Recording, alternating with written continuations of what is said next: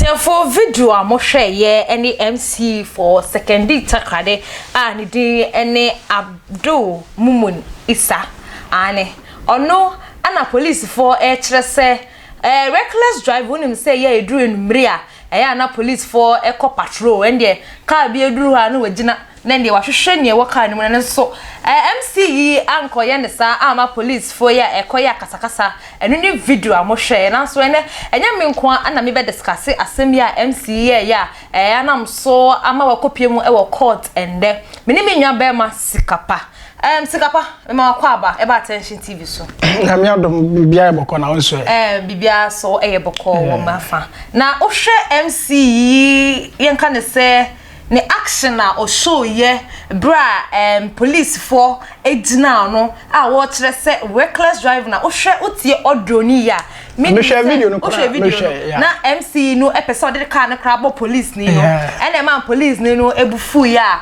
asemente me ho sa ko share ba ko ne se kroma o bibia ye order from above say e was say ye hwe soro ye bibia ye order from above nti mara na nka sentime nya adwuma what I say police ni no ye na adwuma otie na was say ya shane say ombo wo ho ban ya shane say ombo because o ye security person yeah ombo wo ho ban nti obi a ombo wo ho ban no that was a ultimate challenge na no not just a question yes order from above now ultimate ka chane say na car no hu ya hu car na say was say ye shane say MC ka ye ban ti ye nhye ye ho ma ye patrol what kind of Ghana is this akosia say o dwene wan o ti kura be pa we don't think far because nipa ye nipa I don't know akosia it's MC no purchase and ko do na police for no am an salute I don't know yeah like my dwene wan mentimenti ase da bia me yes meti ase no so na mentimenti nwene ho biom because it was very nonsense it was a nonsense what you say yenim se we MC MC de ni yenim se we MC secondary Takoradi sika wo ho oyo city yeah yenim se we MC fine but the question is posini no oye na chuma no where is the law yeah where is the law I say obi ye MC obi be ye minister na MP he or she is above the law yeah no the law be but na emre be ase bi si wo sun sam ho yeah akronfo bi ko robe wo mo tu anwea bi ni ade right akronfo no ko robe ma police for ta wo mo che wo mo no order from above by say you release wo mo na onim say JB dan ko wo na ba autopsy o mo koyo mo say autopsy na yira ayira dey yira it's missing you see their staff it's kroma na ye wono say yantenase am say ye MCO MPO minister president assemblyman one free through copying from every from corporate they are all above the law. They are not above the law. No, sana me huno. Because it says me kai pass e ku for the oh, akusia mama nka. Omugburu mra ne so. But me kai pass president ka say sa sare na ya omo bono munyai. Ana me say o maka ba ya adwuma. Oh yeah adwuma. Oh akusia ni makura ya wonte. Wo na na mu. Private for. Oh no. Private in chain law. You can say state or maybe ya classify a state no or whatever they say ruling you say traffic crime munim what I say or more guide no see video ni ya according to policeman na cars apaki wo ho a omo hwe omo one by one lie by lie no yi afa when you say twen enu so wo ko hwe budimbram kwan ne so kra na wo do traffic e wo ho what kind of country is this na kire say MC what kind of embarrassment is this? What leadership? Yeah, UK. Boris Johnson, Prime Minister, what food train? Food train. Say train no time go between now. He has to run because the baby no. But over chrome ha. And then they want me food talk. Over chrome na say just traffic achika kra na. Obo nze na obi esi say minister ba mo man. I don't know the kind of ruling na. We are all what kind of democracy is this? Yeah, can't say MC ni wrong. I am wrong. Kasa ko I am wrong. That be tie. I am wrong because you are wrong. Oh say, oh my state. Oh, jai, why are wrong? So na wan kasa wo kan. Say I am wrong. Nkabi mano, I am wrong. Oh you wrong. I am wrong. Oh you wrong totally. But ye na ye hu ni say ye nipa. Yeah, we are all human beings. And if say security person yeah. They are the same people who go to parliament and go and say security persons are not doing also maybe I this security they are going to say. Yeah, because MC ne catch security person say onim nipa onini diago he can do you know me? Do you know me? Why? Because you know the car. Yeah, ofa phone fra because so munya no. That is but sika pa my ente ene okopie mu wo court yen ko hwe bra odru court ho no na o see free card mu yen ko hwe video no embrace me what times be because I enko ba bia and to yen ko video dem bra.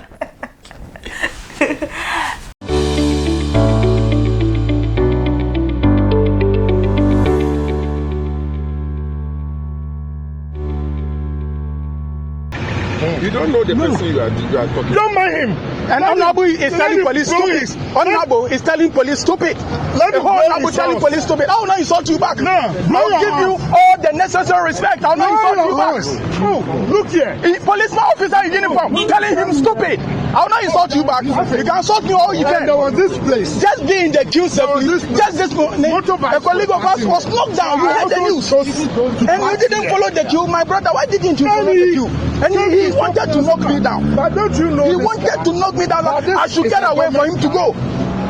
Now you don't know this guy and say, oh, Honorable, should I know the guy before you knock me down? And you're telling the police stupid. No, not police officer stupid. No, me, I chose this road. People who have been mandated, authorized by the same constitution to work for you, to protect you, you are telling him stupid. Huh? I'm sorry, no, it's why? Tell the police officer in uniform, the one inspector, police inspector, stupid. People have been mandated to protect you. You are telling him stupid. That you tomorrow you to NJ. And then no police officers who are working at NJ. I don't know human beings. You know that this. I don't know human beings who voted for you. You went there to campaign to vote for you. Even IGP itself. Oh, don't you know? So I should know him before I put him in order. My brother, why didn't you follow the queue? And don't you know this car? And I said, oh, I should know this car before you knock me down. Just this morning, a colleague of us was being knocked down. Just this morning. The checkpoint was the same mistake. Just follow the queue. You are not in the convoy. You are not in the convoy. Just follow the queue. I'm just not in the convoy. So if I've seen that.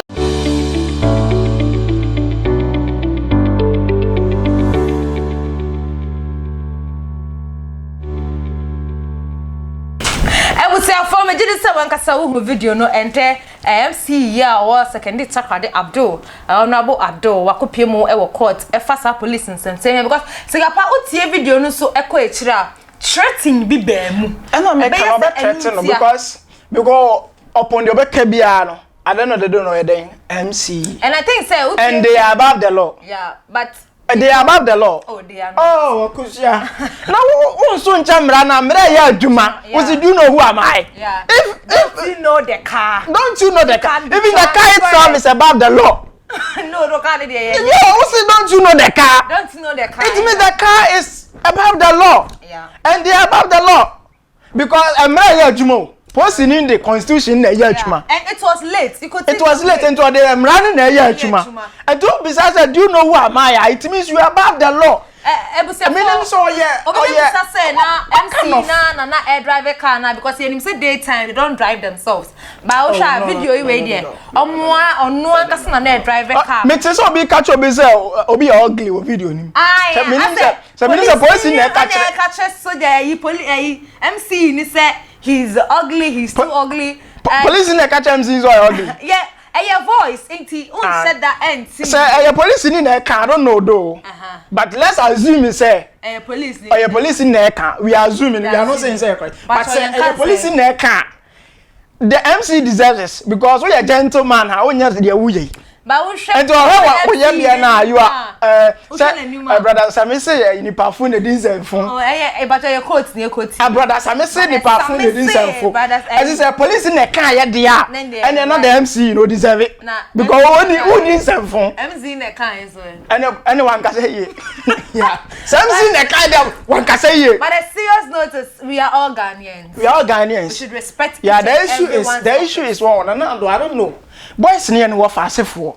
The boys no. MC for no. Omo ye Nanado no fa se. Anya sakra Nanado is an old man. Nyansa gu bebere gu ni trim. And there's what me two boy for no mo Jimmy. Who say bi so we yin na cuz no me sure. We you. On say your cost no mo da say otifu kura wa bon. Do trust akoda that na from afana odwene yeah. So Nanado should advise the boys because mo Jimmy o. Yeah, it should advise the MCs, the assemblymen, women, the DCs. Everybody. What's in the faha? Oh, it's Chairman, I'm in your majuma. What's it? Do you know who am I? Do you know what? And the constitution, young copper baby from come to. Because I think everybody is above the law. No, I think the policeman was like, oh, they can't crab a bono. Was stop you.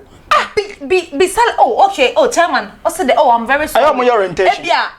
So, yeah, point two or more. I'm saying there. Once I didn't get a MC, they are point two. You're two abana. You're two aba. And you're two aba. You're two. I got from Munjaji. Because if you're two aba, most of the MCs were high. Yeah, mom. MCs funny be for. Now you're point to be. What kind of? I don't know. But you know, if you are an NCE, a DCE, assemblyman, assemblywoman, whoever you are, my pato, we are all human beings.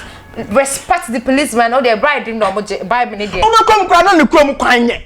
Overcome none of Crum Quine, and then you saw a problem. But police, and I don't know who do know who am I, do know who am I. Overcome Kran to Crum statement, we are named the time no catch and so bit me transfer it to anywhere. The policeman was like, oh, transfer me kwa ho nipa so ye adwuma. Says MC na than IGP. I done IGP. Regional commander. Oh no. Oh yeah. And you know the policeman acted very fast because of Frey regional police phone say they should come down. Now one says MC wow. Koye kwan ko na development ko. Says ya na adwuma MC. MC so the guy no say he can stay there till morning. No, I say who can stay there? No MC no. MC can stay there till morning, but what the brave anka ye hu a. Yes sir. Yes I look too, but you know we are all guys out there. Yes you be dey je be kata ma dey asa. But you me we fine. Fine. We are paying for. Yeah, you come papa ka say boys ni mu ade. And I got for you to you mu ade. Aso se wona na ya do so temu pe mu. Obi timi Jimmy sa na Jimmy na do so anyini che ni age. Wo Jimmy sa na Jimmy no. Unmatured people no. And it brought from unmatured. I said to you. Almonds trading and they brought unmatured. I said matured yeah, na adwunu mu anyi. Unmatured na de nyini. Wona kan yo. Okay. I see they are unmatured. And I'm kind. Hey, dictionary. Dictionary. So how to question Lincoln dictionary?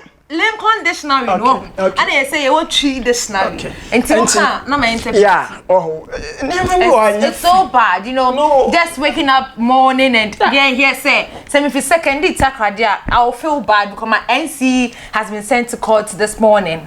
You know. Someone but you know say threaten big bemu. Or threaten person, you know. Meaning say who's are the voice in exchange of voice no. But me just suppose in be threaten because no security guy.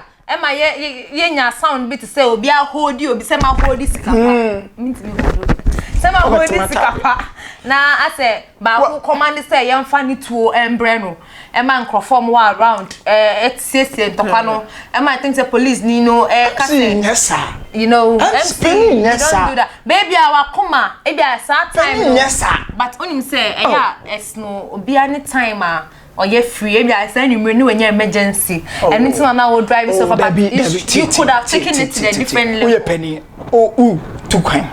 When you're emergency, due to something traffic catching. Police stop. Maybe I know where see. Oh, I buying. Say more again, you know. Hey, where yes, sir. Permit me not me BT wake a crack. But so do you run? Yes, stop on us to know the remedy are permanent. It means one I suban. It's not a man in Bavia. I'm fine. I'm fine. And you're fine. Find it. See you cry. Who's your friends? Abdul. Abdul. I am Muslim. Yeah. Come on, what does I never swear? Abdul. Mumun. Is Muslim Fontessa. Yeah, Muslim. And also there's a Christian Fontessa. Oh, Cataquano, or Patrick. Muslim Fontessa. Obiantessa. Parliament to crown no more. Yeah, for one to move to a dinner more. I'm going to check the business of the house. But I can Abdul Koyasa. enya sabio mpacho yes share yeah come MCs ne assemblymen omo ye everybody kokotako too much yeah I say we nya suppose na akoye say Jimmy a wenye Jimmy ni a sorry sebe mo kwase a wenye ska so that's one kwase sika ba kwase agba to man se hunu kwa but nyanse ni de sika ba ni bottom to say me akosi aspa kwase be jina hide a forget we are pleading penifo no yenim se o man no ndi aye de mo na ma cheche adiegu ndi bi ka de mo adi no mundi nkodi aka ya ka mo na ma ye muntu na mo abe ma youth na hu say yes you go me MC better crowd minister ona boy ko to point ma sa abe ma ba munsua ana kokoti life na ayo bia ne ne shebre anya shebre ye se bia ne shebre obo mo sheda ayo bia ne ne shebre obo ya ka so be a leader on obo ha leadership na ka tia ana me kanu but the be ka so be a leader before you appoint you as a leader no be ehun de wo mu na utimi good o jaje no be ehun de wo mu nto mo ba ye ni kokonsa kaka to mo ba e na expect say de na o mu timi ye nti appoint o be ye mo ba o mu ba no mo de anya fa anya say we nko mo nya sigara ya de o mo nyina ya mu sua ona bo her ko ti mu sua no anya ono nko fa so ye adwuma anu pe na meni Tama so ye djuma hawa oya metwetu ono so ye obe nta o ka semo ye nta so pacho wo kwa chi kokonsa ne ye de awie anya fine honorable Abdul anya fine aya on so di ni bonenye de honorable Abdul nta me ka na mtikura na yi brabium Abdul honorable Abdul I was afraid this is a bit but now you can say Attention TV YouTube and Facebook and YouTube no subscribe no watch station bar no share my no comment Facebook what's that fan tag honorable number fan tag captain I'm fan tag yeah friends say IGP so number fan tag acrobato I will see ya kramo all right bye bye